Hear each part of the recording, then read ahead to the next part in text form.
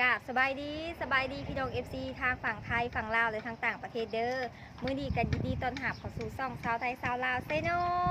มื้อนี้สาวไทยมาบ้านพีนพี่น้องมาอันเทพืชเนาะมาเบิ่งคนเทพืชแล้วก็มาเฮ็ดอยู่เฮ็ดกินให้เพิ่นมื้อนี้สิพามาชมบรรยากาศอยู่เพื่อนแคมทางเพียงเนาะซึ่งเพื่อนก็ติดกับทงไห่ทงหน้าพี่น้องบรรยากาศดีเสียแต่อย่างเดียวก็คือติดแคมทางแล้วมีขี้ฝุ่นหลายเท่านั้นนะพี่น้องเนาะแต่ละมือก็คือป้าเพิ่นมานี่มายากหน่อยนึงพี่น้องยากบ่คนทางถึงว่าสิเป็นทางใหญ่กะรถเที่ยวลายกับทางเป้เพ่พี่น้องขี้ฝุ่นลายเนาะมาแต่ละเถื่อนี่บ่ต้องทากระแป้งมากขาวได้พี่น้องขี้ฝุ่นโอบเบิดหน้าตาเนาะแต่ว่าตอนมานี่เฮาแบบว่าบ่ได้ถ่ายให้พี่น้อง FC เบิ่งว่าบรรยากาศคนทางเป็นจังไดเพราะว่าลมมันแห้งพี่น้องยันโทรศัพท์ตกแล้วก็ขับรถกับยากนะเพียงเนาะยามนี่นะเดี๋ยวเราไปเบิ่งกันแล้วว่าเมนูที่เราจะเห็ดในมือนี่ค่ะแม่นมียังแน่นะเพียงเนาะเซฟของเรานั่นจะแม่นพายที่เราไปเบิ่งกันเลยเด้อพี่น้องเด้อป้ามือนี่แอน้อยมาเห็ดคงกินซอยเด้อพี่น้อง นี่อันนี้แม่นหัวหน้าโครงการก่อสร้างนะพี่น้องเนาะหัวหน้าหับเมาผู้แหละพี่น้องคนเห็ดอยู่โซนทางนอกผู้แหละจะไหนเดียวสิพาไปรีวิวเบิ่งผู้แอน้อยกับมาเห็ดอยู่เห็ดกินซอยเนาะมื้อนี้มีเมนูยังแน่ปิ้งลูกซีนปิ้งปลาตำมะฮุงเลือดแป้งเป็ดน่านป้าปิ้งเป็ด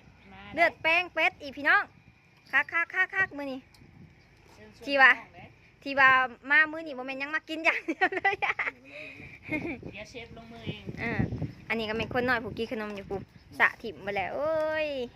ไปใจจากเห็ดกินไปจากเอาแอน้อยผู้พี่น้องเดี๋ยวจังสีพาพี่น้องไปอันเบิ่งทางนอกเนาะภาพบรรยากาศไปเบิ่งคนถอกคนทางและพี่น้องอันนี้แม่นอยู่บ้านพีนเด้อพี่น้องเด้อพีนเหนือเนาะปูนเบะอีสังเขาเริ่มปล่อยแล้วยามนี้หาซัดนะเพราะว่าเกี่ยวข้าวเกี่ยวน้ำแล้วบ่เลยเด็กกับพายน้ำมัน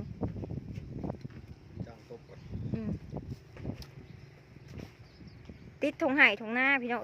อยู่เพื่อนอยู่ซานกันได้แล้วข้าวแล้วน้ำเนี่ยก็ไปใต้อยากปลูกพักอยู่ได้คือว่าดินนี่งามเพิ่นว่าอยู่แถวนี้นะนาติดบ้านอีกพี่น้องกูแถวนี้นันตะกี้นะโอ้เป็นป่าพี่น้องบ่ค่อยบ่ค่อยมีใครมาอยู่ดอกมีแต่เถียงนาน้อยมาคู่มือนี่เป็นบ้านคนบ้านแล้วพี่น้องผู้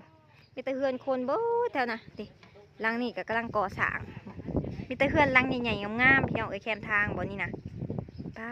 โทสะไทยละสะออนเนาะสะออนว่าเขาได้ดินงามได้ดินเหมาะเจาะในอนาคตกับเป็นบ้านเบลแล้วเต็มเบลแล้วคนแบบนี้ค่ะคายกับสะดวกสบายเนาะพี่น้องเนาะสะออนแบะสะออนซัดเขามันร้ายอยู่พี่นะ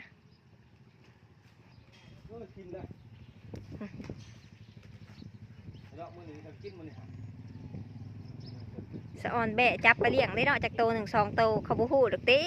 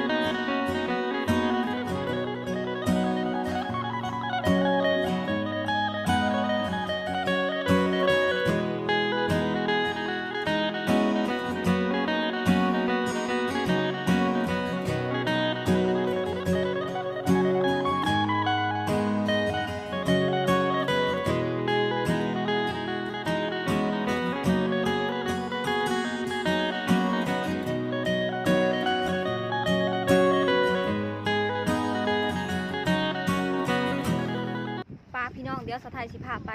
เบิ่งทั้งหนาเนาะว่าเป็นอะไรมื้อนี้อารมณ์มื้อนี้ลมแห้งอยู่แต่บ่แห้ง2-3 มื้อก่อนนะเพียงเนาะไปเดี๋ยวเราไปเบิ่งกันเลยนี่พี่น้องบรรยากาศเนาะบ้านพี่เนื้อเด้ออันนี้เพิ่นจะเห็ดเป็นห่านแป้งรถพี่น้อง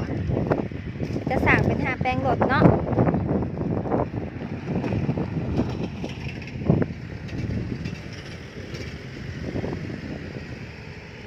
ช่วงเดือนก่อนๆน่ะเพิ่นมาถมดินหนาทางเนาะพี่น้องถมดินซื่อๆมันก็เลยแบบว่าขี้ฝุ่นร้ายกว่าปกติแต่ก็เอาลวดเอาเล็กใส่ก่อนห้องทางหลุมเนาะมันเพียงเพิ่นก็ใส่ขี้ดอกขี้ดินลงไป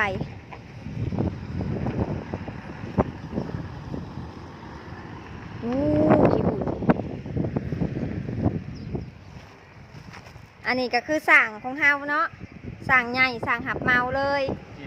เด้อพี่น้องผู้ใดอยากติดต่องานก็ติดต่อได้เลยเนาะเป็นก็อยู่เซโนพี่แหละหรือว่าติดต่อผ่านสาวไทยก็ได้ว้าขี้ฝุ่นพี่น้องสั่งเกินกล้องวะสั่งเกินกล้องแล้วป้าพี่น้องกลับไปโหมดเดิมของเฮาโหมดเห็ดกินเนาะนี่มันเวียกของอันผู้หับเมาผู้ก่อสร้างของเพิ่นเนาะเวียกผู้ชายเวียกเฮาเห็ดกินเดี๋ยวเฮาเห็ดกินแล้วสิถ่ายรีวิวให้พี่น้อง FC เบิ่งเนาะว่าสิตาแซ่บสำใดที่เฮาไปติดตามนำกันเลยเด้อพี่น้องเด้อ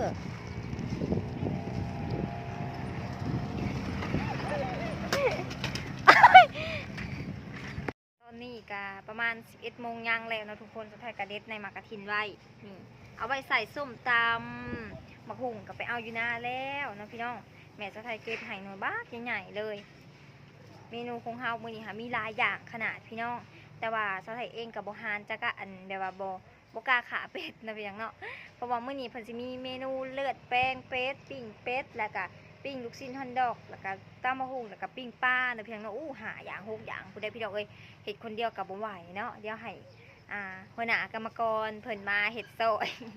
เพราะว่าสาวไทยบ่กล้าขาเป็ดพี่น้องนี่ในหมักกระทินกับแกะได้ประมาณ 3-4 มัดพี่น้องนี่ซื้อมาจากตลาดเนาะอุ้ยงามพี่น้องก็แซ่บขนาดมื้อนี้คือสิบ่ได้เมาเหล้าเมายาดอกเมาหมักกระทินนี่เลยเนาะพี่น้องบัดนี้ก็มาย่ำหมักหุ่งเนาะป้าใส่หมักกระทินหลายๆซะเอามาตะนาได้พี่น้องใหญ่อยู่หักบ่แหน่เนาะมันเป็นพันธุ์ของเพิ่นได้โอ้พี่น้องเส้นหมักหุ่งกับข้าขักกรอบรสใหม่ๆสดจะสดใหม่จากต้นเลยพี่น้องนี่แม่ครัวเฮาก็เด้อดีเด้ออันนั้นกับพ่อครัวเฮานั่นพ่อครัวเฮานั่นก็ได้ป้าสาวไทยอันมันนั่งแต่งเฮิงเนาะห้ากระหู้อ่ะอันนี้เป็นทางเขาบันโคพี่น้องเห็นแต่ป้ายใหญ่ๆทางหนาเพิ่นขี่อ้อมมาผีผูกเพื่อที่เขาหัดบันโคกในทางเนาะแต่ว่าสาวไทยเองก็บ่เคยมาตะเถื่อดอกได้ยินแต่เอื้อยไผ่เพิ่นเว้าเนาะทางนี้เลยจังหู้ป้าเดี๋ยวสิพาพี่น้อง FC ไปเบิ่งทางหน้าอีกเนาะพี่น้องเนาะแล้วก็กลับมาเบิ่งว่าโอ้เมนูเฮาแต่ละเมนูนี่เป็นจังไดเนาะกินหยังมื้อนี้คือสิเป็นตาแซ่บคักแท้มื้อนี้หลายอย่างเลยพี่น้องได้หา6อย่างพุ่นทางในเพิ่นก็กำลังเฮ็ดเนาะอันนี้เด็กเสิร์ฟเด้อพี่น้องนี่โอ้มาเด้อเด็กเสิร์ฟลูกชิ้นระวังพลาดเพิ่นพี่น้องพุ่นกำลังออกเสิร์ฟเนาะทางนอกก็กำลังหมาปูนไว้ป้าพี่น้องมาเด้อกินน้ำกันพุ่นอ่ะนี่ผู้เห็ดเลือดแปลงนี่ผู้ทอดสดๆเซฟปิ้นหนึ่งหางจากว่าโบเฮียบริปิ้นแน่นั่นจำมุดดิกล้ามละดิป้าค่ะขนาดพี่น้องอันนี้เป็นพากินกับเดิมมาแต่สวนคุณแม่สดๆใหม่ๆเลยตอนนี้นะประทือมาให้แต่สวนผูกเดี๋ยวเขาล้นมึงไม่รู้แหละโทนเหนียวค่ะเดียวแหน่นี่เข้มข้นหลายเมนูขนาดมาเด้อพี่น้องเด้ออยู่บ้านพี่เนื้อได้มื้อนี้ได้สดเบอร์เกอร์สดดิมันมีแต่แนวเผ็ดมีแต่แนวเผ็ดๆได้ปะนี่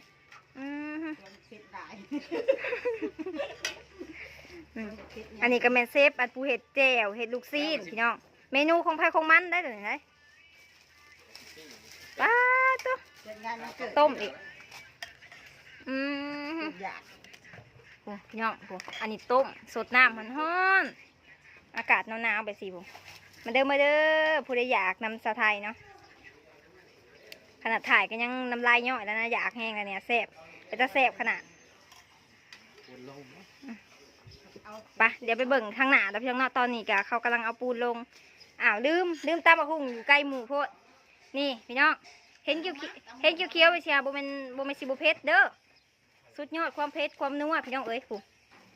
ขักนะพี่น้องโอ้ไม่จะแนวแสบๆมันนี้มาเนาะสิไปสอบหากันแล้วประ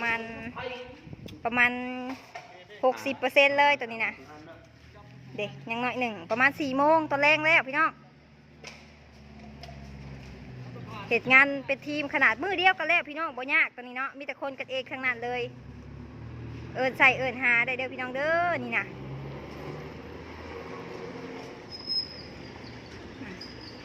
ป้าถูก